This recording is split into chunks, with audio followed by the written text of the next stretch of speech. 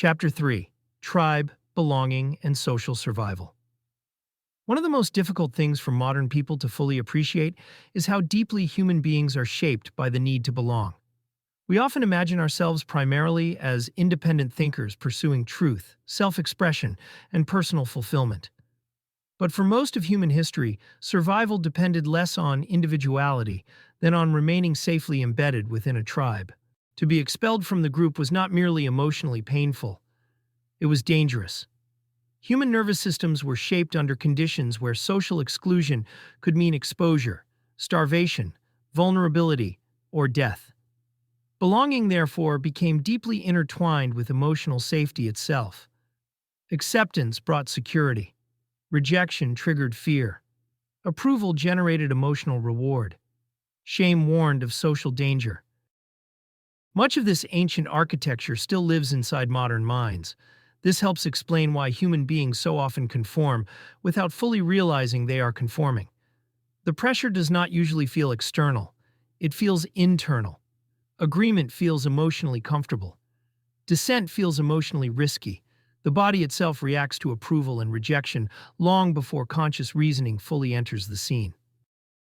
People like to imagine that social conformity primarily affects other people, but nearly everyone dramatically underestimates the degree to which their thinking, preferences, values, speech patterns, political instincts, aesthetic tastes, ambitions, emotional reactions, and even perceptions of reality are socially shaped. Human beings are extraordinarily imitative creatures. We learn not only through instruction, but through absorption. Children absorb emotional cues from parents. Adolescents absorb status signals from peer groups. Adults absorb assumptions from professional environments, political tribes, religious communities, media ecosystems, and cultural narratives. Entire populations gradually synchronize around norms that may have seemed strange only a generation earlier. And because this synchronization happens collectively, it often becomes invisible to those inside it. People rarely experience themselves as adopting the worldview of the tribe. Instead, the tribe's assumptions begin feeling indistinguishable from common sense. This is one reason human beings can become so emotionally reactive when core group beliefs are challenged. At the intellectual level, it may appear that people are merely defending ideas, but psychologically something deeper is often happening. Identity itself is being threatened. Beliefs are rarely just beliefs. They are social coordinates, signals of loyalty, markers of belonging, shared narratives that bind groups together and reduce uncertainty about who is with us and who is not. To challenge those narratives can therefore feel emotionally dangerous, even when the factual disagreement itself is relatively small. The nervous system may react as though social standing, identity, belonging, or moral worth are at stake. And often they are. Modern societies frequently pretend that people arrive at political, ideological, or cultural positions primarily through detached, rational analysis. But once we begin observing carefully, a more complicated picture emerges. Human beings often reason socially before they reason logically. People tend to gravitate toward ideas that preserve belonging within the groups most emotionally important to them. They are more likely to accept evidence that reinforces existing identity structures and more likely to resist evidence that threatens them. Entire intellectual frameworks can become emotionally protected long before individuals consciously examine the underlying assumptions beneath them. This does not mean people are insincere.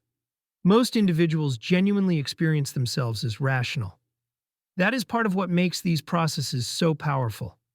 The emotional and social forces shaping perception often operate beneath awareness.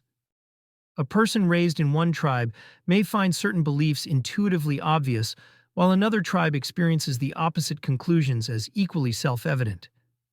Each side may sincerely believe they arrived at their position independently through objective reasoning. Yet much of what feels obvious often reflects inherited social and emotional alignment more than detached evaluation. This dynamic becomes especially intense when groups are organized around moral identity. Once political, religious, or ideological beliefs become fused with personal virtue, disagreement no longer feels like disagreement. It begins feeling like contamination, betrayal, or threat. Opposing views become psychologically difficult, even to hear fairly because they are interpreted through the lens of identity protection. This is one reason emotionally charged tribal environments often produce certainty rather than curiosity. Curiosity opens the possibility that one's group may be partially wrong, but certainty strengthens cohesion, and cohesion feels safe. The human mind therefore faces a difficult tension. The desire for truth and the desire for belonging do not always align. Sometimes they cooperate beautifully. Sometimes they collide directly. Throughout history, individuals who questioned prevailing assumptions often faced social punishment long before their ideas were fairly evaluated. Heretics, dissidents, reformers, whistleblowers, innovators, skeptics, and independent thinkers have repeatedly discovered that groups tend to protect coherence before objectivity. This pattern appears not only in authoritarian societies but in ordinary human life. Families protect shared narratives. Organizations protect status hierarchies. Religious groups protect sacred assumptions. Political tribes protect identity structures. Professional communities protect dominant paradigms. Friend groups protect emotional equilibrium. Even individuals protect internal stories that preserve psychological continuity. Human beings do not merely seek truth, they seek stable worlds in which they know who they are and where they belong. Understanding this softens simplistic views of human irrationality. Much of what appears intellectually dishonest from the outside often emerges from deeply human emotional pressures operating beneath conscious awareness. People are not only protecting ideas, they are often protecting belonging, identity, emotional safety, continuity, and coherence. And yet this realization introduces a difficult question. How does a person pursue truth honestly without severing themselves from human connection? This is not a trivial problem. Human beings are not designed for complete detachment from tribe. Total independence is neither realistic nor psychologically healthy.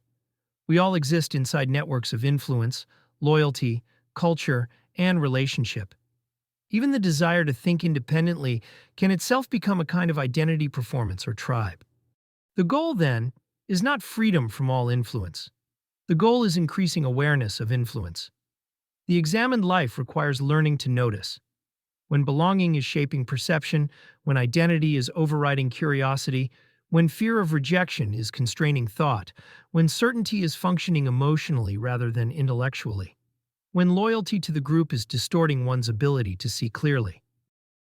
This awareness does not remove the social nature of being human, but it introduces the possibility of participating in tribe more consciously rather than being unconsciously possessed by it. And perhaps that is one of the deepest tensions human beings must learn to navigate: how to belong without surrendering the capacity for reflection, how to remain human without dissolving entirely into the crowd.